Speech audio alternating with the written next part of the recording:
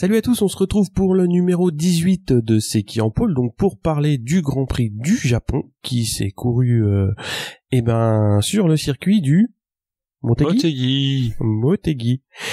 Alors comment ça va Steph? Ça va parce que il y a encore une chance que Dovizioso gagne le championnat, hein. Oui. Je résume, hein. Comme ça Oui. ceux qui sont pressés peuvent partir. Non mais plus sérieusement oui c'était on va pas dire que c'était le gros kiff, hein, parce que il y a mon chouchou qui est tombé.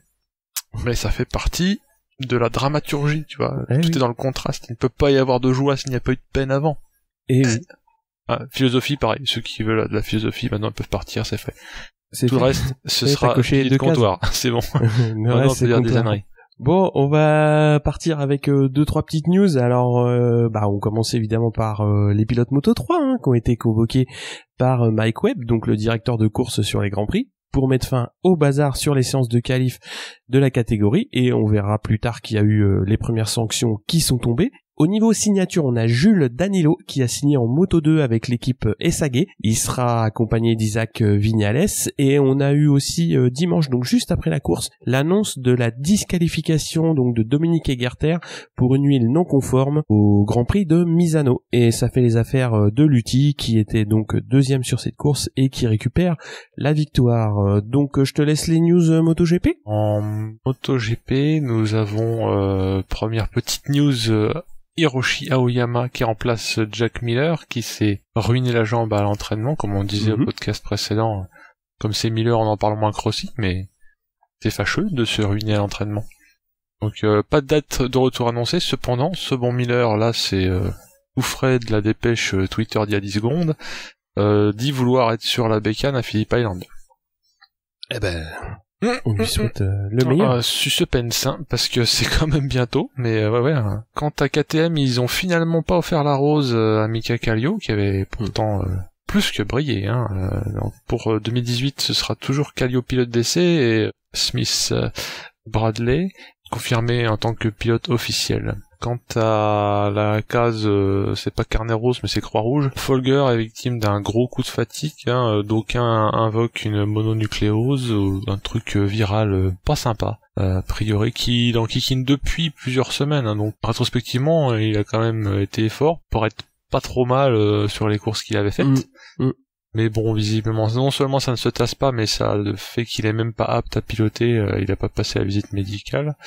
Donc il est rentré en Europe pour une batterie d'examen. Pour Motegi, c'est Nozane, qui est un pilote essayeur Yamaha, qui le remplace. Il m'est venu cette idée qu'on avait déjà rebattu que VDM, marque VDM, avait vraiment un nom qui se prêtait bien à la situation, puisqu'il n'est pas là non plus retenu. Quant à Phillip Island, la course. Alors en fait pour le Japon ça s'est décidé très très tard, hein, donc le jeudi matin pour aller sur le circuit, c'est à ce moment-là donc que Folger a senti qu'il serait pas capable de tenir le week-end, et donc la décision elle a dû être prise très très rapidement, hein. Je crois qu'ils ont appelé Nozane le jeudi à midi et lui ont dit Pépère, t'as un cuir qui est propre là, ça te dit de piloter un peu quoi. Donc ils avaient vraiment absolument pas de plan B pour faire venir un Européen comme Van der Mark. Oui, l'aspect local de l'étape a peut-être joué dans ce cas-là, c'est ce que tu me dis. Ah bah oui, le mec, il fallait qu'il soit. Il faisait un foot avec ses potes sur le stade d'à côté. Et si on parle de wildcard à Phillip Island, ce sera Brock Parks, qui est un local de l'étape, hein, puisque c'est un Australien, qui va chevaucher la Tech 3. C'est un monsieur qui a une trentaine d'années, qui officie en superbike et en endurance, et qui a déjà croisé le fer en MotoGP dans une catégorie open de l'époque en 2014. Ok, donc on va partir directement sur les essais des différentes catégories. Donc en Moto 3, on a eu une moto humide donc pour les essais et les qualifs vendredi, samedi, dimanche et forcément aussi la course. Donc les deux premiers pilotes à prendre des bonnets d'âne sont Mignot et Dalla Porta qui voient leur session de qualif réduite à 20 minutes. Donc pour le coup, ils ont beaucoup moins de temps que les autres pour préparer leur meilleur temps. Avec cette piste mouillée, on a Boulega en pôle avec Antonelli et Canet en première ligne, Bezeki sur Mahindra, une petite surprise puisqu'on les avait un petit peu oubliés depuis le début de saison, Bastianini et Fenati pour une deuxième ligne 100% italienne. Après on a Martin, Rodrigo et Pagliani, et on a surtout Mir qui était 14e temps mais qui prend 6 places de pénalité donc suite à ses manœuvres dans le dernier tour du Grand Prix précédent à Aragon, et qui partira donc 20e. Et on a McPhee 18e et Danilo un peu loin 23e temps. En Moto 2, on a Lutti et Marquez qui se sont montrés très à l'aise le vendredi sous la pluie, mais c'est Nakagami, le pilote japonais, qui tape la pole devant Marquez et Vieré sur Tech 3. Donc en première ligne, c'est pas souvent, mais c'est entre guillemets, c'est la petite cerise sur le gâteau qui vient couronner cette année pour Vieré, puisqu'il avait fait quand même des courses intéressantes. En deuxième ligne, on a Pasini, Oliveira et Ciarin, et en troisième ligne, Cortese, Schroeter et Siméon qui se montrent sous la pluie aussi. On a Lutti et Morbidelli qui sont un peu loin puisqu'ils sont 13e et 15e. On passe au MotoGP ? Tout à fait. Nous avons nos années que nous avions citées précédemment, qui certes connaît bien Motegi, mais c'est pas pour ça qu'il était censé faire des bons chronos, et qui impressionne Rossi. Alors si on était un peu taquin, on dirait que Rossi a pas non plus ultra brillé, donc mais bon, ça reste Rossi. Donc si Rossi donne un avis sur un pilote, on écoute. Parce que sur le mouillé, ils étaient sur les mêmes temps, lui et Rossi. Poncharal, effectivement, tu l'avais expliqué, a fait appel au local de l'étape sur le tard. Donc déjà bravo pour réussir à être crédible. Ouais. Même si, sauf erreur, il est piloté Steyer Yamaha. Alors je sais pas à quel point il connaissait la M1, mais bon, faut le faire. Surtout vu qu'il flottait, il a flotté tout le week-end. Hein, on l'a bien vu. Ça a été les marées de l'angoisse. Ah ouais. C'était les étangs, on attendait des développements de nénuphars et de grenouilles à la force. Sinon, on a eu une très belle figure d'arts martiaux de la part de Crutchlow sur Lorenzo, avec littéralement un coup de pied sauté latéral. Puisqu'en fait, ce qui se passe plus sérieusement, c'est que Lorenzo, Dixit, Crutchlow et d'autres observateurs seraient traînés la bite, passe-moi l'expression, puisqu'il est freiné beaucoup plus tôt que la personne devant lui, et Crutchlow, lui, était dans un autre rythme. Et voyant ça, il saute sur les freins, comme moi j'aurais pu faire, et il se bloque l'avant au vénère, ce qui met la moto en crabe, et quand elle reprend, ça fait une sorte de high side, mais qui peut pas high sider. Toujours est-il qu'il décolle la moto dans un autre sens, et tout ça, ça va percuter Lorenzo. Voir le truc, on aurait pu croire que Lorenzo était broyé. Bon, ça s'est fini que Crutchlow a à moitié reconnu qu'il avait fait un truc un peu chaud, tout en essayant de rappeler que Lorenzo se traînait.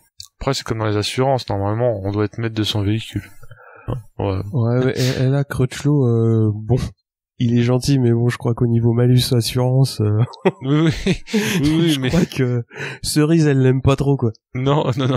Bah, mais pour autant, on peut en plus imaginer que ces explications sont crédibles.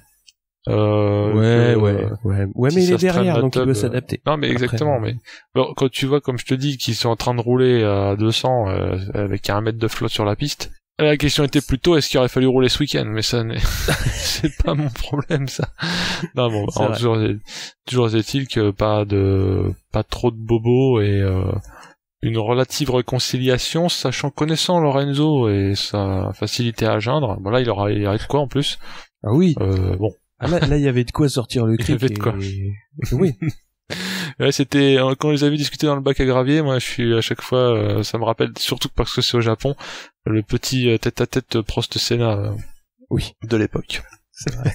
Et quant à Marquez, pareil, Cerise elle l'aime pas parce que il chute en fin de FP2 le vendredi. Dans la série des trucs parce que là on parle des gens qui se bourrent, mais les trucs intéressants, des gens qui restent sur leur roue. Parmi ceux qui passent en Q2 directement, il n'y a pas que des habitués. Nous avons un Aleix Espargaro, ainsi que les 2 Suzuki, qui étaient à la cave depuis on ne sait plus combien de temps. On sait très bien qu'on s'est moqué d'eux à maintes reprises, gentiment. Rins et Yannone. Ils se sauvent direct en Q2. Donc en Q1, ceux qui s'extraient de la Q1, ce ne sont pas Vignales et Baz qui étaient aussi, mais c'est les 2 KTM, Smith et Espargaro. Chapeau à eux. Au milieu de toute cette espèce de la vie aquatique, comme le film du même nom, c'est quand même Zarco qui chope la pole. Si j'ai bien tout compris à la séance d'essai, que j'ai regardé rétrospectivement, il semblerait que Marquez ait fait une super pendule, mais qui ne tardera pas à être détrôné par Zarco. Mais pensant qu'il avait fait le plus dur, il s'est arrêté, il a tenté les slicks parce qu'il était un peu jaloux de pas avoir eu l'idée que Rossi avait eu de tenter les slicks des fois que ça ne lui a pas réussi non plus. Mais bon, lui, il avait déjà claqué sa pendule entre guillemets, donc limite il sifflotait déjà à l'abri. Et en fait, Zarco en a profité pour faire mieux que lui. Dixit aussi quand même Poncharal en interview a posteriori sur cette séance de qualif là, et il s'était rendu compte qu'en gros les pneus qu'ils avaient utilisés, les pluies méga soft, les regardes ils sont déjà fondus, avaient tenu un tour et ça avait suffi pour le faire quoi. En gros c'est l'équivalent des pneus en beurre. Et qui était pas mécontent de son coup de poker. Pole pour Zarco certes, devant Petrucci, toujours le petit lutin là qui monte son nez, et premier Ducati pour le coup, premier Yamaha, forcément Zarco, premier Ducati Petrucci, suivi par Marquez qui quand même grâce à sa méga pendule avait assuré une première ligne. Deuxième ligne, assez étonnant pour être noté, Espargaro, qui monte son nez, Lorenzo et Pedrosa, Smith, Paul Espargaro, cette fois-ci, et Dovi, alors qui fait grise mine, pour le coup, parce que 9ème, c'est pas la fête, mais en parlant de faire grise mine, on a la suite, Rins, Iannone, alors pour eux, c'est limite, ils ont gagné le Grand Prix, quoi. Ouais, c'est pas mal, ouais. Et Rossi. Q2, c'est pas mal. Voilà, quand même, Rossi, 12, et dernier, alors, principalement pour cause d'un coup de poker sur les slicks. Le gars, il y a de l'eau partout, il sort en slick des fois que. Bah c'est marrant. Des fois qu'avec les béquilles ça aide quoi. Mais c'est peut-être que si le pari avait été gagné, on aurait crié au génie. Oui, bon de toute façon. Donc, ça n'a pas. C'est lui qui choisit. C'est fonctionné. Et toujours pour citer ce bon Poncharal en interview, il a dit que nos années l'avaient agréablement surpris parce qu'il avait claqué des super bons temps jusqu'à la FP4 où, je le cite, il s'est vraiment enflammé pour rien parce qu'il y avait rien à gagner en FP4 sauf essayer de survivre. Et il s'est enflammé, il a, j'imagine, voulu claquer une ultra pendule. Il est tombé, il s'est fracturé un os, alors avec une ligne de fracture, en gros, maintenant les coureurs, on sait ce que c'est. S'ils ont une fracture, mais que l'os est encore en face de son copain, on court quand même. Donc voilà, c'est ce qui s'est passé.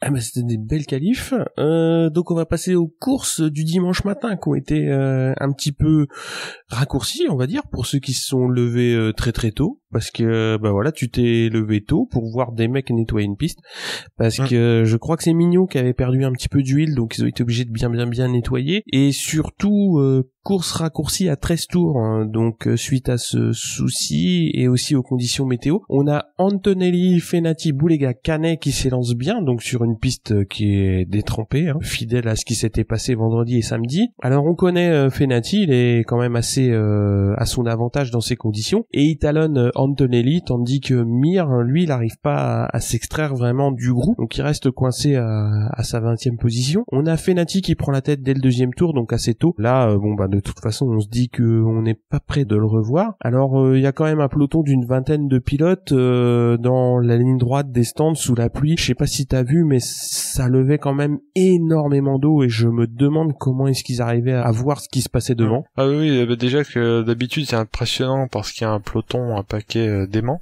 Oui. Et si tu les mets dans une machine à laver et que tu fais tourner, il manque la mousse et c'est bon. Ouais. Bon, non mais c'était limite d'ailleurs, il y avait de l'écume. Ouais, non, c'était vraiment impressionnant. Bon, Fenati réussit à se détacher quand même assez vite une fois qu'il a pris la tête, et derrière on a un groupe de 5 avec Antonelli, Canet, Suzuki et Bezeki. Norodine qui chute alors qu'il est en bonne position, je crois qu'il est 6ème. On a Bezeki qui montre la Mahindra à la 3ème place, assez détaché d'Antonelli, et on a Rodrigo Sasaki qui chute, forcément, puisque avec la pluie c'est quand même un petit peu compliqué. Et en fait, Rodrigo perd l'avant et Sasaki a pas le temps de l'éviter derrière, donc pas de bobo pour les deux. On a Guevara qui va chuter également, tandis que Fenati termine avec une bonne avance, et surtout Mir qui termine pas dans les points. Donc on a Fenati qui établit un record puisqu'il gagne pour la 10e fois dans la catégorie, ce qui ne s'est jamais fait par le passé, et il gagne devant Antonelli et Bezeki. Alors Bezeki, c'est le premier podium pour Mahindra cette année. On a Suzuki, Canet, qui complète, donc ils font 4, 5, 6, Di Gianantonio, Kornfeld et Ben Snyder. On a Mir qui est 17ème, juste devant le français Jules Danilo, 18ème. On va passer à la course Moto 2 qui part pour 15 tours, donc dans les mêmes conditions. On a Nakagami qui garde quand même l'avantage de la pole devant Vieré, Marquez et Pasini. On a Lutti qui est 7 et Morbidelli un petit peu plus loin, 12, hein, c'est-à-dire que Lutti il a quand même réussi à bien sortir de sa position, mais bon, Morbidelli est resté un petit peu coincé. On a les deux leaders du championnat qui se croisent au 5e tour, Morbidelli prenant la 10e place, Cortese et Nagashima chutent, ainsi que le pilote belge Xavier Siméon. On a Vieré et Pasini qui se mettent quand même une bonne misère pour la 3e place. Chouette prise de bec entre les deux, on n'a pas l'habitude de les voir devant, et là c'était vraiment impressionnant de les voir, c'était pas mal. Et surtout on a Ciarin qui commence à remonter, donc c'est un pilote qui nous vient de Malaisie, qui est en 6e position, et on voit clairement, bon c'est les temps autour qui le donnent, qu'il est un petit peu un cran au-dessus de tout le monde, et il remonte, il va passer Oliveira pour la 5 assez vite, et c'est à ce moment que Marquez recolle de Nakagami pour la tête, et on a Morbidelli qui continue de grignoter des places alors que Lutti scotche lui plutôt aux environs de la 10e, 11e. On a Ciarin donc qui continue de remonter, qui va passer 4e devant Pasini. Marquez prend la tête et il va prendre tout de suite le large, et ensuite on a Vieré qui passe Nakagami pour la 2 et Ciarin le passe également pour la 3, donc le japonais a glissé quand même de la tête à la 4e place en 2 tours. Donc on a Ciarin qui est vraiment très pressant sur Vieré, mais l'espagnol va réussir à le contenir dans les derniers tours, ce qui nous donne à l'arrivée Marquez donc qui gagne, donc c'est pour lui bon, puisque on l'avait oublié quand même sur ses dernières courses puisqu'il était un petit peu irrégulier, mais là c'est une belle victoire. On a Vieré surtout qui fait 2e sur la Tech 3, et là c'est vraiment chouette d'une part pour lui mais aussi pour l'équipe parce que ça vient comme je le disais couronner une saison qui était déjà très bonne. Et on a Ciarin qui finit 3e, Bagnaia qui a fait aussi une énorme fin de course devant Pasini et Nakagami qui termine 6 bien qu'il ait mené une bonne partie de la course. Et ensuite on a Oliveira, Morbidelli et Gerter, et Lutti qui fait 11, Gardner 12e sur la 2e Tech 3, et on a Quartararo qui fait 19e hors des points pour le français. On va passer à la course MotoGP. Et en MotoGP, Marquez, le frangin, fait le all shot, comme ils disent les gens, et prend les commandes Fissa devant Lorenzo, Petrucci et Zarco, qui est bien parti aussi. Moi j'ai retenu mon souffle parce que quand on voit la flotte qui se dégage et que c'est les débuts de course, déjà tous les débuts de course on flippe tous, hein. Voilà, encore plus. Tout le monde est resté sur ses roues. Par contre, en mini coup de grabuge parce que Lorenzo, on ne le reconnaît plus, au sens où on reconnaît le fait qu'il passe en tête dès le début pour essayer de s'envoler, mais là c'est sous la flotte, et pas qu'un peu, donc lui on l'a connu beaucoup moins fringant sous la flotte, et il se montre assez agressif pour passer Marquez, excusez du peu, dans le premier tour. Dovi recolle pour pas se faire distancer et en course et au championnat, en passant Zarco. Quant à lui, Petrucci prend la tête, le petit roublard, donc c'est la fête au Ducat. Yannone n'est pas en reste parce qu'il se pointe avec la Suzuki dans le groupe de tête. Quant au Yamaha, elle faisait déjà pas les malines avant, je parle des bleus, hein, pas les noirs. Les Yamaha bleus font pas les malines, tu as Vignales 8 et Rossi 10, et ouais, c'est difficile. Voilà, c'est délicat, on va dire ça.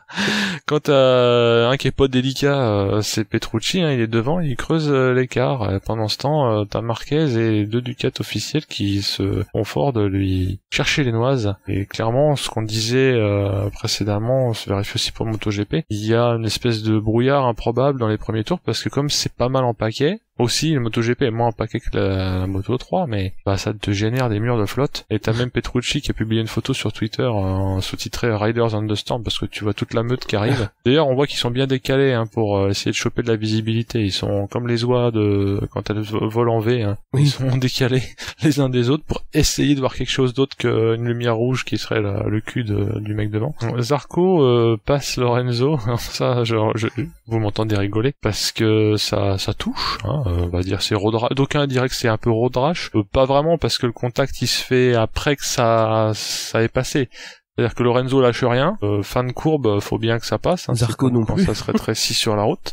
Ouais. Et donc Lorenzo finit par se faire passer par Zarco et un autre dont je sais plus l'identité, et globalement glisse à la 8e place. Il est un peu chonchon. On voit des signes du casque qu'il fait quand il se fait taper par Zarco. Nos années se bourrent, mais pas Yannone. Alors là, on peut le dire quand même.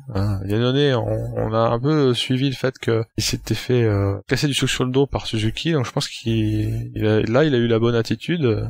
Il n'a pas rétorqué dans la presse et il rétorque sur la piste. Crutchlow se bourre, il repart, mais c'est pour se rebourrer après, donc c'était pas son week-end, c'est pas non plus son mois, je crois. C'est pas son année, quoi.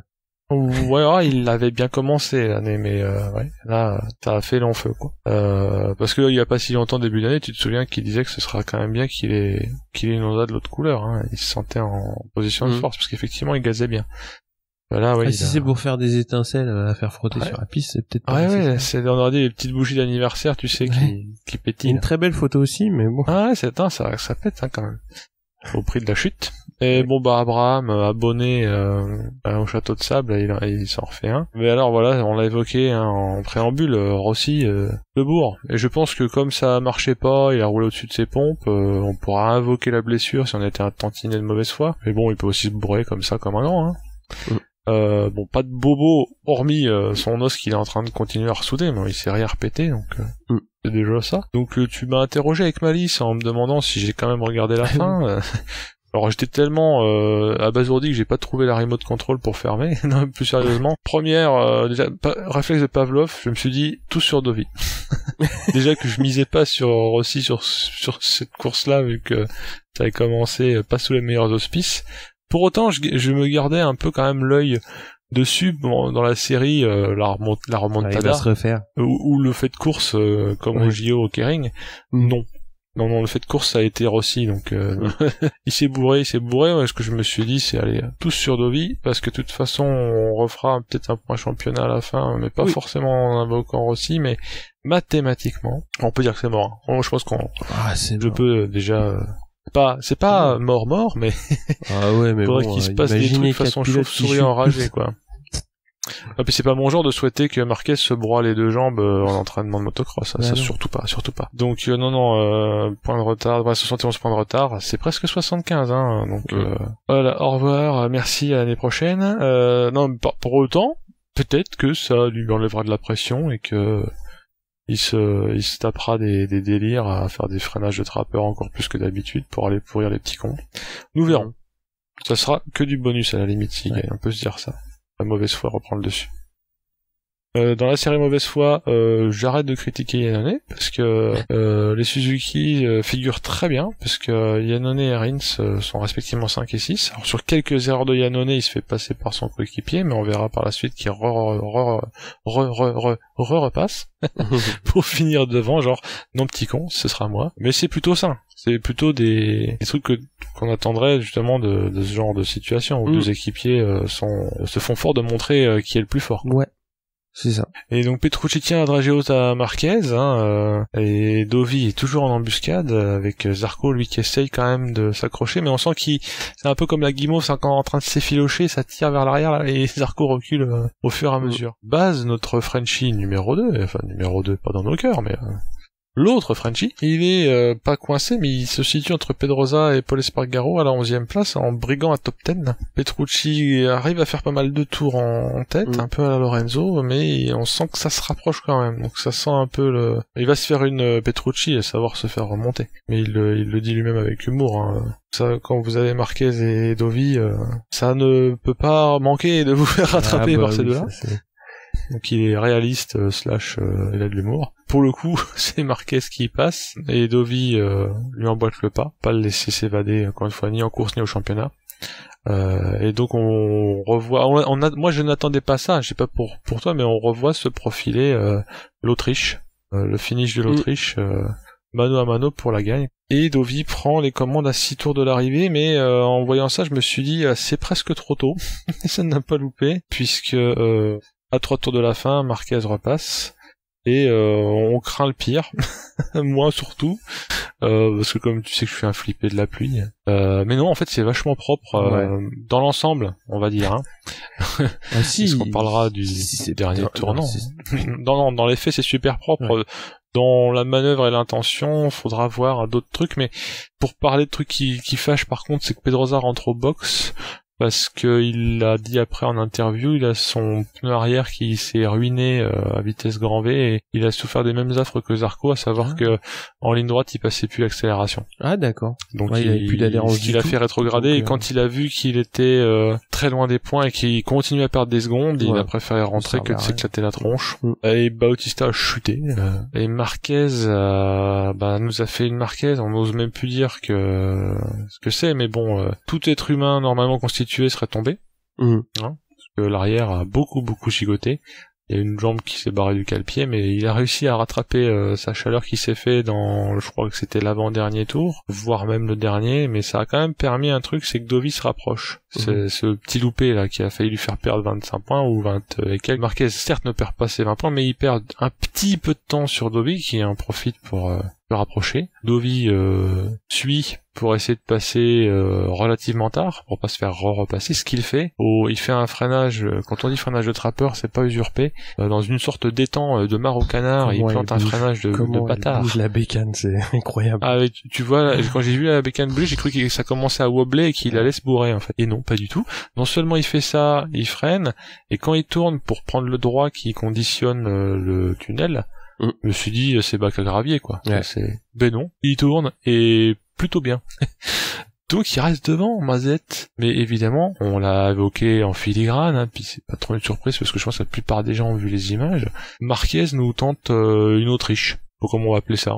Mais ça peut pas être une Marquez, parce que Marquez c'est beaucoup de choses, c'est des drifts, des chutes évitées.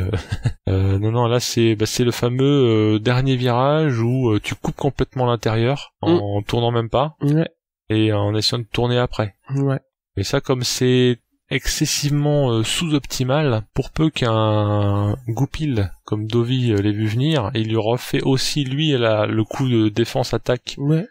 Tu veux prendre l'Inter et puis sortir large, tu le fais. Moi je prends l'Inter plus tôt et puis vu que j'ai la bécane qui va le plus vite, je te nique. Et puis il a surtout il était en position de réaccélérer beaucoup plus tôt, beaucoup plus tôt. On parle de quelques dixièmes de seconde. Mais ça suffit pour l'autre. Ce qui se passe clairement, c'est Dovi, il a déjà remis plein gaz pour foncer sur la ligne que Marquez a pas encore tourné. Il avait pas fini d'essayer de sauver sa peau pour pas bouffer les vibreurs. Donc l'écart il se fait là. Et bon, là on va arriver sur le débat, enfin pas le débat, mais je te laisse terminer puis on en parlera après. Ah non, mais j'avais fini. Justement, je sais que t'as un avis. Moi je l'avais déjà mon avis tranché sur la question, mais toi, tu me rejoins là-dessus. Oui, je te rejoins. Alors moi ce que je trouve génial, j'ai vraiment adoré les 3 derniers tours. Parce que pour tout ce qu'on a vu, j'ai trouvé que la baston entre Dovizioso et Marquez était vraiment très très très belle. C'était propre, c'était nickel entre les deux. C'était en plus sous la pluie, ça rajoute un côté vraiment dramatique. Enfin pas dramatique, mais ça rajoute au sens le drame au sens de du suspense. Du suspense, quoi. Voilà. Voilà, j'ai trouvé que c'était vraiment, vraiment chouette. Après, t'as tout, c'est-à-dire quand Marquez se loupe un petit peu dans le virage et qu'il la rattrape, là, il peut perdre clairement, il peut marquer le 0. Championnat, littéralement. En fait, moi, j'y voyais plutôt carrément un championnat parce que s'il chute et qu'il perd 20 points. Ouais, il est 14 points derrière. Bon. C'est énorme. De toute façon, littéralement, chaque point compte tellement. C'est ça. Entre ces deux-là, que toute chose peut être vue a posteriori surtout comme une perte de championnat. Pour en revenir au dernier virage, moi Marquez il m'impressionne énormément sur les 3 derniers tours, mais voilà, il sait très bien ce qui va se passer, c'est-à-dire qu'il a pas la bécane pour gagner à l'axel pur. Il tente un truc. En anglais, ils disent du do or die, nous on appelle ça du ça passe ou ça casse. Mais le gros problème, c'est que le jour où il va emmener le mec, quand t'as 16 points d'avance au championnat et que t'emmènes le deuxième dans le bac à gravier avec toi, c'est toi qui gagne. Donc c'est pas du do or die. C'est du si je me bourre et que tu te bourres avec moi, t'as tout dans le fion. Et moi c'est ça que j'aime pas dans l'état d'esprit, c'est que il est en tête au championnat, il tente des manœuvres. Alors c'est pas la première, quand tu rappelais l'Autriche, là c'est exactement la même, c'est-à-dire il tente un truc, de toute façon ça passera pas. Ah ouais, mais au final moi je vais pas ressortir parce que j'ai jamais été trop virulent là-dessus, mais Assen, Marquez, Rossi, exactement pareil, il tente des trucs, ça passera pas. Tentative de bloc pass, oui, parce que on peut après gloser sur Rossi, ce qu'il fait à Lorenzo par le passé, mais c'était une courbe qui était plus rapide et il me semble en tout cas c'était pas un 90 degrés quoi. Oui, mais il a surtout prouvé qu'il a tenté un truc qui passait, puisqu'il l'a passé. Oui, mais c'était pas, non seulement il a passé, et c'était globalement une courbe, c'était pas une sorte de je freine a posteriori parce que j'ai tiré tout droit dans le trou de souris et qu'après je me refais ou pas. Non, là, c'est bon, bref. Après, c'est pas partisan, hein. C'est pas parce que c'est Marquez et non, parce que ça, mais moi, j'ai le premier manip, souvenir que j'ai de Marquez, c'est quand même quand il vient taper Lorenzo Arerez sur le virage Lorenzo, dernier virage pour la deuxième place, parce que je crois que Pedrosa est en tête. Et voilà, moi j'ai en tête. Pour la deuxième place, il lui fait un bloc pass de motocross. Ouais, sauf qu'il le tape, quoi. Enfin, il vient le cogner. Ouais. Ah, mais dans la notion de bloc pass, souvent, c'est parce que t'es en train de foutre ton cale-pied dans le tibia de l'autre, quoi. Mais bon. Et surtout, bon, là, je pense qu'il a besoin de faire ça parce que de toute façon, Dovi lui était supérieur j'ai l'impression, en motricité globale. Si je ne m'abuse, la Honda est pas si bonne et c'est Marquez qui fait le complément, si je peux dire. C'est ça. C'est lui qui fait que la bécane est bonne. Enfin. Et no disrespect avec Pedrosa. Ouais, c'est ça. Voilà. Bon, là, je suis quand même obligé de sortir du bois et de dire qu'en fait, c'est ce que Rossi a fait à Giberno à l'époque. Ah oui. Et là, il lui a mis un bac à sable à l'époque. Donc bon, voilà, mais bon, c'est un autre temps. Oui. Enfin bon, je me suis un petit peu énervé. Finalement, c'est une espèce de rigolade a posteriori en conférence de presse l'autre jour. Oui, c'est vrai. C'est vrai. Donc voilà, pour finir sur ceux qui ont aussi fini, justement, attention, parce que Petrucci fait 3, qui est son 4e podium de la saison, le gars, hein, dans une satellite, Pramac, et il a 4 podiums à son actif, dont 2 fois 2e. Sur l'année, c'est quand même joli. Et Iannone, revenu d'entre les morts, fait 4. C'est plus qu'une place d'honneur pour lui. Mais il a tenu, justement, question d'honneur à finir devant Rins, parce qu'ils se sont bien taxés pendant la course. Lorenzo, le géniard, finit 5e. Le géniard, c'est dans Harry Potter. Rins fait 5 et Lorenzo la géniarde fait 6.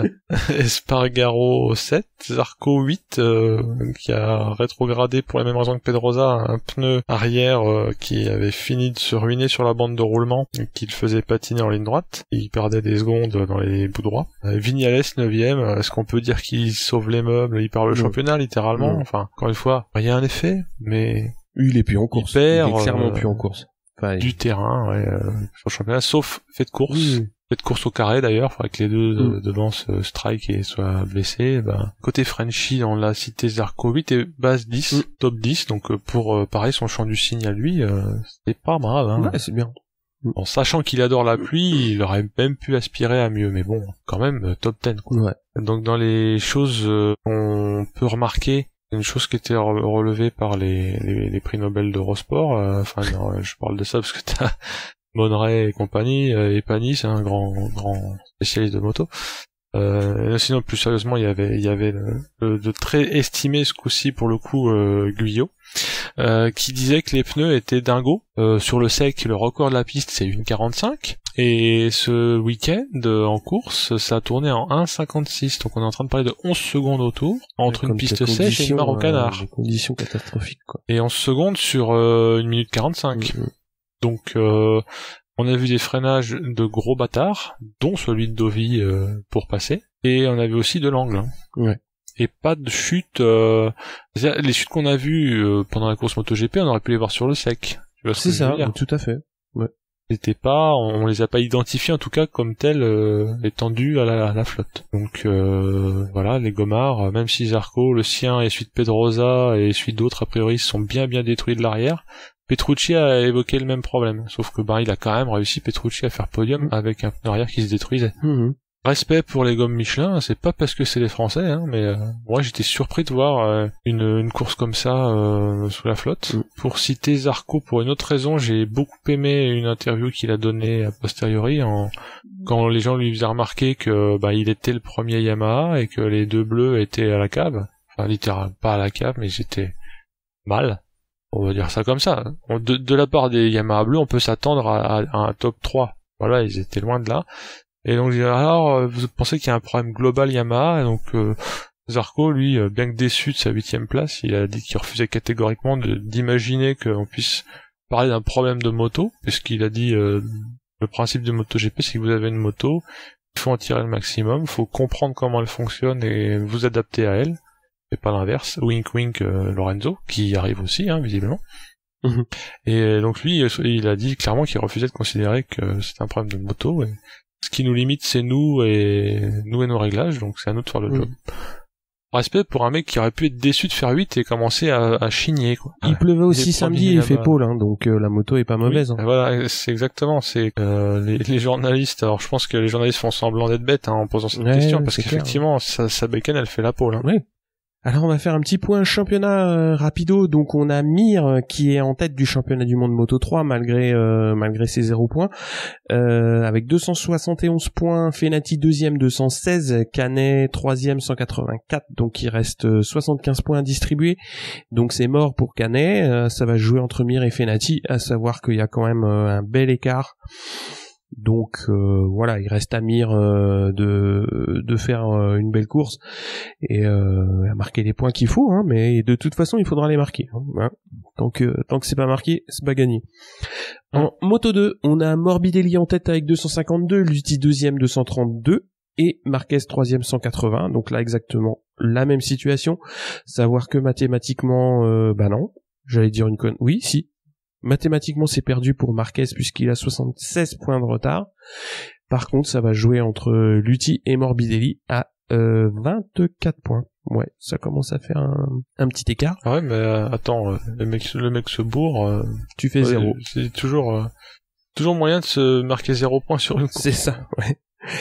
Et en MotoGP, on a Marquez en tête avec 244, Dovi deuxième avec 233 et Viñales troisième avec 203. Donc Viñales mathématiquement pas éjecté, mais ça va être très très dur puisqu'il y a quand même 41 points d'écart sur 75 points à distribuer. Ça va être compliqué. Il va peut-être inviter ses homologues à faire un peu de motocross. Donc on a Zarco qui est toujours 6ème au championnat, qui voit quand même revenir très très fort Lorenzo sur ses talons, et on a premier indé et premier rookie donc pour Zarco, et il compte 14 points d'avance sur Petrucci pour le classement du premier indé. Zarco, le premier rookie, c'est quasiment joué puisque Folger, la fin de saison, elle est quand même assez compromise. Oui, mais dis donc, on a oublié de parler d'un truc quand même. Parce que qu'est-ce qu'il a dit, mon Lorenzo? Ah oui, c'est vrai. On a parlé de Son Altesse. Je crois que j'ai vu un article aujourd'hui sur MotoGP.com. Oui, il parlait d'un pilotage dit PlayStation. Oui. Il a invoqué ce rustre de Zarco, qui, non content de l'avoir passé à l'Inter, avait eu l'outrecuidance de ne pas le relaisser passer à l'extérieur, et ce qui a occasionné un choc. Quand de toute façon il n'y a plus assez de place et que tout le monde doit se remettre sur la trage et qu'il n'y en a qu'une, ça a fait claque. Bah oui, donc alors Lorenzo non content justement de pas être content post-course, ok, bon, ils vont se parler un peu dans les box, oui, et pourquoi pas. Le Zarco, lui, sa position, c'est que au moment où le choc a lieu, il le voit pas, parce qu'une fois que t'as passé un gars, tu continues ta trage, et si l'autre s'entête, ça peut que clasher. Mais lui, il le voit pas parce qu'il a pas de rétro, et puis il regarde devant. Alors, mais c'est qu'il l'a quand même pas passé depuis bien longtemps. Certes, mais a priori, ce que disait un gars comme Guyot que j'écoute, quand toi en tant que pilote t'as été passé, tu sais que l'autre te voit pas au moment où tu reviens sur lui, où ça se referme. Bon, après, toujours facile de dire du mal de Lorenzo, sur le principe, mais je pense pas que ça soit être cocardier que de dire que Zarco est pas en tort, au sens où il est passé, je trouve, pour un truc sous la pluie, relativement propre. Ça élargit globalement, mais il a pas chassé non plus Lorenzo de la piste, il l'a pas poussé dans les graviers, il l'a juste pas laissé revenir. Et ça tape. Bon, je suis aussi autorisé à fermer ma gueule dans la mesure où je suis pas un pilote de haut niveau, même pas un pilote du tout, mais de ce que moi je peux voir, avec ce qui me reste de bonne foi, c'est des genres de choses que tu vois par paquet de 10 dans la saison. Exactement. Et Lorenzo, par contre, d'invoquer un pilotage, il dit c'est la première fois que j'ai affaire à lui, mais j'ai déjà vu ce qu'il avait fait à Rossi, donc sur l'autre épisode, aux US, je crois, quand Rossi avait tiré tout droit. C'était un peu chaud. Il disait que il fallait, genre, il brandissait un peu la menace d'aller le dire à la maîtresse en disant, faudrait que j'aille voir avec la commission de sécurité s'il n'y a pas moyen de lui dire de se calmer. Bah, la maîtresse, de toute façon, elle regarde les courses et elle a pas besoin des yeux de Lorenzo pour voir ce qui se passe. Tout à fait. Donc, j'ai vraiment pensé au petit binoclard qui vient dire, madame, il m'a traité. Quand il y a des problèmes dans une catégorie, elle les règle. Quand il y a des problèmes avec des pilotes, elle les règle. Et je pense que c'est pas le boulot de Lorenzo de dire hey, je vais aller voir Mark Webb parce que tu vas voir, il va te dire que t'es pas gentil. Mais je pense qu'il se voit trop beau en tant que certes champion du monde, multiple champion du monde, ok. J'ai pas souvenir, je sais que Rossi a ouvert sa gueule sur Zarco, mais je pense que c'était plutôt du mind game pour que si ça se reproduisait, là Zarco et les miquettes, qui m'a pas l'air d'être le cas d'ailleurs. Non. Et mais il a pas été dire va falloir que j'en réfère aux autorités compétentes. Lorenzo en même temps on connaît un peu, c'est pas ça qui fait son charme. Ce qui fait son charme c'est quand il fait des pubs pour des rotophiles ou des marques de vélo ou des lunettes de soleil moisies en disant regardez comme elles sont belles. Il peut t'inviter au Grand Prix de Valence si tu suis une compagnie aérienne bien connue. D'accord. Oui, il a passé un retweet encore de pub. On se moque aussi de Lorenzo parce que c'est un peu l'homme sandwich des pubs de la loose. Ouais. Enfin, qu'il fasse des pubs, moi ça me fait rire et bon, ça il fait bien ce qu'il veut. Mais non, moi je trouve qu'il fait bien de prendre le pognon là où il est, mais c'est la nature des pubs, elles sont complètement moisies. Parce qu'il a des mauvais selfies avec des produits où il a une tête de Musée Grévin et il dit oh regardez mon nouveau vélo, il est trop bien. Non, mais t'as moyen de te montrer dans des pubs, genre Zidane post-Coupe du Monde, les pubs elles étaient un peu plus classe quoi. Ouais. Ah oui, mais bon. Genre au sauvage ou d'abord la chaussette gauche toujours. Il a bouffé des Danone aussi, hein. ouais. Mais au moins, je veux dire, c'était des pubs correctement faites, mais un pauvre tweet du style je vais au concert de YouTube dans ma Seat Leon ou mater mon rotophile. C'est surtout que chaque semaine, c'est un produit différent. On dirait vraiment Sport Billy qui sort des trucs de son sac. Ah oui, il a 52 semaines de loc, qu'est-ce que tu veux que je te dise? Ah oui, c'est vrai. Alors, pour parler rapidement des autres Frenchies, on a Gintoli qui a terminé sa saison en British Superbike et il a fait 12e et 11e à Brands Hatch et il fait 13e au général. C'est Shane Byrne, donc je ne sais pas comment ça se prononce, Shane Byrne on va dire, qui a gagné donc le championnat BSB sur Ducati. Par contre, très très vite, on va rouler, pareil, la tête à l'envers.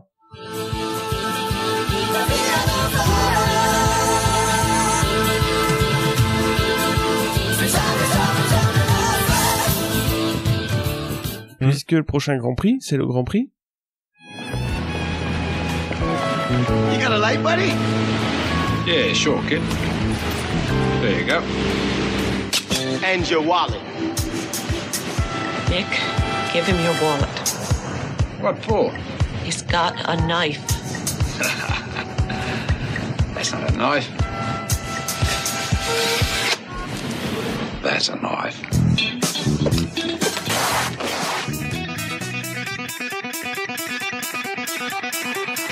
Le Grand Prix Michelin d'Australie. Je ne vous ferai pas l'insulte d'expliquer qui est le sponsor.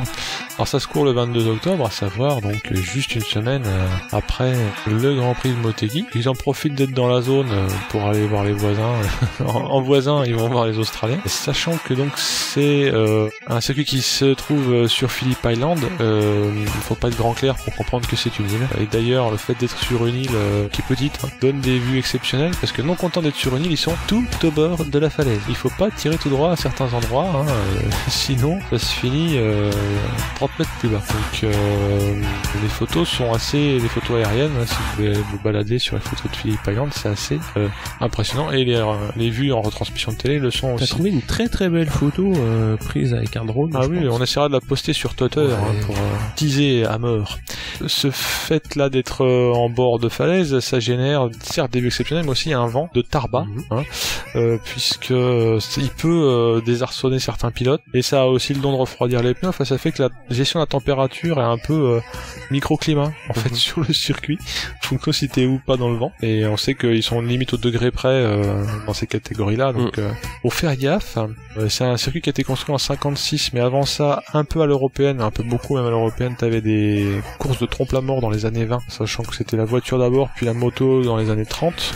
On fait des courses sur route ouverte, encore une fois en mode tourist trophy. Mais il y a eu donc ce circuit qui a été construit pour des raisons de bon sens, de sécurité et d'absence d'envie de mourir. Donc en 56, comme je l'avais dit, il a été délaissé dans les années 70 et a racheté et rénové par un consortium en 85 pour être plus précis. Aussi se rappeler que c'était, je dis se rappeler, mais je suivais pas le MotoGP, j'étais minot à l'époque et je ne suivais pas cela. C'était les années Wayne Gardner, qui est un Australien bon teint. Donc ça a favorisé aussi le projet pour promouvoir la moto en Australie. Et il y a eu 2 courses en 89 et 90 de MotoGP, qui étaient la 500 à l'époque. Mais alors pourquoi je dis 89 et 90? Parce que pile poil après, il y a eu la fin d'une loi assez drastique de fin de sponsoring des cigarettiers qui a mis un coup d'arrêt pour cause de fermeture des vannes à pognon. Et donc le gouvernement, j'entends le gouvernement local, a arrêté aussi d'éponger les dettes et a dit on arrête les conneries, ce qui a finalement bénéficié à un autre circuit qui s'appelle Eastern Creek, puisque là c'est pour le coup la région de Sydney qui en a profité pour piquer l'événement. Il y a toujours donc il a continué à y avoir un Australian GP. Quelques années, c'était Eastern Creek qui a chouré l'événement. Alors Mick Doohan, qui était 5 fois champion du monde, de 94 à 98, faut-il le rappeler, s'illustrera à Phillip Island, j'entends, en 98, puisque le retour du MotoGP à Phillip Island date de 97. Et accessoirement, il y a des courses de voitures dont on se fout éperdument, parce que c'est du tourisme, voiture de tourisme australien V8 de gros sacs supercar à la américaine là. 6 litres de cylindrée et 200 chevaux, c'est ça? Oui, des trucs qui t'as à peine appuyé sur le champignon que t'as fait ma consommation annuelle avec mon DL 650 quoi. C'est ça. Mais bon, tant qu'il y aura de l'essence sur Terre, ils feront des courses comme ça, mais c'est loin de me faire rêver ces trucs-là. Je respecte, mais bon, c'est pas ma cam. En termes de tracé, il est dans la norme de 4 km 4, avec une ligne droite de 900 mètres, pareil. Bon, les Ducati sont toujours aussi fortes, mais elles sont moins superlatives en ligne droite qu'avant, mais... Donc en gros 900 mètres de ligne droite, c'est pareil, c'est dans la norme des circuits. C'est un circuit rapide dans son tracé qui est beaucoup plus subtil, on va dire, et plaisant que les Motegi, qui est vraiment un 0-1. Il est réputé pour que les pilotes ayant un pilotage coulé l'apprécient, mais comme je le remarquais dans le palmarès récent, t'as 6 victoires pour Stoner et 6 pour Rossi, qui sont un peu moins subtils que Lorenzo. Qui sont moins connus que Lorenzo et Pedrosa pour être dans le millimètre. Lorenzo n'en a pas gagné. Donc certes, un circuit, je regarde juste que 6 fois Stoner, 6 fois Rossi. Stoner. Après, effectivement... Stoner à Phillip Island, en 103 SP, il les bourre tous. Hein. Mais oui, mais je pense que... Oui, je comprends pas, ça restera pour moi une énigme, en fait, Stoner. Parce que ça avait beau être un pilotage brutal... soi-disant, moi quand je le voyais pas que c'était vraiment si brutal que ça, tu vois. C'est beaucoup de mise en travers, hein, quand même. C'est pas brutal, mais c'est beaucoup de travers. Ouais, mais c'est beaucoup de travers, mais ça me le faisait moins que quand je vois Marquez qui lui glisse des 2 roues. Oui, il se fait du dirt track. Oui. Mais bon, tout ça pour dire que donc Rossi 6, Stoner 6 sur les victoires. Après, t'as tout un paquet depuis 97 en tout cas, donc ça nous en fait déjà 12. Hein. Et sinon, t'as Crutchlow, Marquez, Lorenzo et Melandri dans les années reculées qui en ont gagné une. Donc effectivement, j'ai dit que Lorenzo n'en avait pas gagné. Il faut, mais une, bon, c'est déjà ça, certes. Dans la série des fun facts, c'est la mouette. La mouette à qui Yannone a mis un gros coup de tête en 2015. Pour autant, il finira quand même sur le podium, hein. 3e. Mais la scène était assez impressionnante. Il y a eu une autre mouette aussi. Ah oui, accrochée dans un carnage. Accrochée dans le carnage de Lorenzo. Ouais, mais c'était la même année? Je crois pas que ce soit la même année. C'était peut-être bien l'année d'avant. Je me souviens la photo. Je me souviens d'une espèce de résidu de piafos sur le côté droit de la bécane. Ça faisait mal pour l'oiseau. Et sinon, pas si fun fact, mais fait marquant plutôt, hein, le ratage de Marquez quand il y a eu un resurfaçage du circuit qui a généré une usure prématurée des gommes, il y avait eu décision de flag to flag avec un arrêt entre soit au 9e soit au 10e tour et Marquez s'est arrêté au 11e black flag. Je me souviens vraiment d'avoir regardé d'un air incrédule mon téléviseur en me demandant si c'est pas moi qui avais mal vu le nombre de tours. C'est toujours plus facile quand t'es dans ton canapé et que t'écoutes les commentateurs que quand t'es dans le casque en train d'hyperventiler aussi. Hein. Et là, il s'était bien raté. Après, il a bien retenu la leçon parce que c'est devenu le roi du flag. Exactement. Je pense qu'il en a loupé une, mais bien. Ouais, ça lui a suffi. Hein. Après, il a très très bien travaillé, on va dire, ce secteur du jeu. Ah oui, tout à fait. Pour devenir l'expert du flag to flag. Et notamment le dernier où il a outfoxé tout le monde. C'est ça. Donc bon, respect. Bon, bah sur ce, on va se retrouver la semaine prochaine pour avec plaisir pour débriefer du Grand Prix d'Australie. Vivement. Alors j'espère qu'on aura du biscuit. Mais plein. Allez, Steph, sur ce, à bientôt. Et à Tchuss. plus. Ciao.